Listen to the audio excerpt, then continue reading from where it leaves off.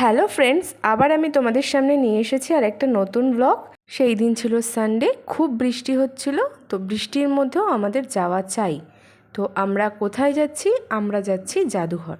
তার জন্য আমরা ফার্স্টে চলে আসলাম বড়নগর মেট্রো স্টেশন। দেখো, মেট্রোতে উঠে আমাকে ছাতা ধরে বসে থাকতে হয়েছে, মানে ছাতাটা ভেজা ছিল, তো ব্যাগের ভেতরেও নিতে পারছিলাম না। তো ওখান থেকে আমরা নামলাম পার্ক স্ট্রিট মেট্রো স্টেশন।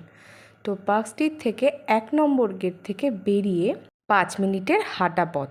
তারপর আমি একটু ঢং করে নিলাম ভালো করে। দেখো, চলে এসেছি ভারতীয় সংগ্রহশালা, যেটা স্থাপিত হয়েছিল 1814 সালে। তো এখান থেকে আমরা টিকিট কালেক্ট করে নিলাম। আমাদের টিকিটের প্রাইস ছিল পার হেড 75, আর ফোনের জন্য এক্সট্রা 60 রুপিস চার্জেস দিতে হয়েছিল। ভেতরে শুধু ছবি তোলা যাবে, বাট ভিডিও করা বারণ। তাও আমি কিছু কিছু শর্ট ভিডিও নর্মাল নিয়েছি, সবের ভিডিও আমি নিইনি, কারণ যেটা বারণ সেটা করাটা উচিত নয়। তো যেইটুখানি পেরেছি আমি তোমাদেরকে দেখানোর চেষ্টা করেছি। আমি এখন যেটা দেখাচ্ছি সেখানে হচ্ছে পোড়ামাটির সমস্ত জিনিস রয়েছে, মাটি দিয়ে বানানো সমস্ত কিছু, মানে যা যা মাটি দিয়ে তৈরি হয়, আগেকার যুগে তৈরি হতো, সেই সমস্ত জিনিস এখানে রয়েছে।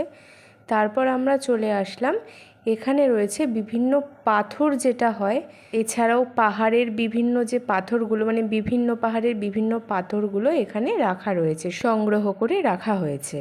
এই জন্যই তো এটার নাম সংগ্রহশালা, যেখানে আমরা সমস্ত কিছু একেবারে দেখতে পাচ্ছি। তারপর একটা গ্লোভ আমরা দেখলাম।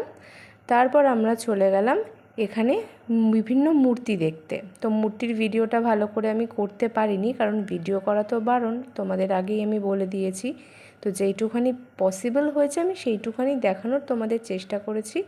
তো তোমরা সামনে গিয়ে দেখতে পারো।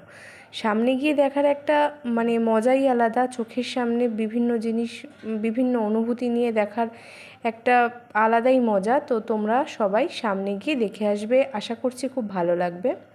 তো তারপর আমরা চলে গেলাম, এখানে বিভিন্ন পেইন্টিং রয়েছে, বিভিন্ন মানুষের করা বিভিন্ন পেইন্টিং, যেগুলো এখানে রয়েছে। দেখতেই পাচ্ছ কি সুন্দর সুন্দর কারুকার্য।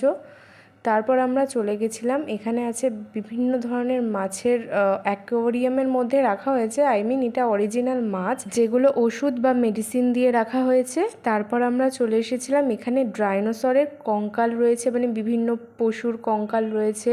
এখানে মমিও ছিল, বাট মমির জায়গাটা ভিডিও করা নিষেধ ছিল বা ছবি তোলা নিষেধ ছিল, তাই আর তোলা হয়নি। আমাদের পুরো ঘোরা কমপ্লিট, এখন ফোনে ছবি নিতে ব্যস্ত।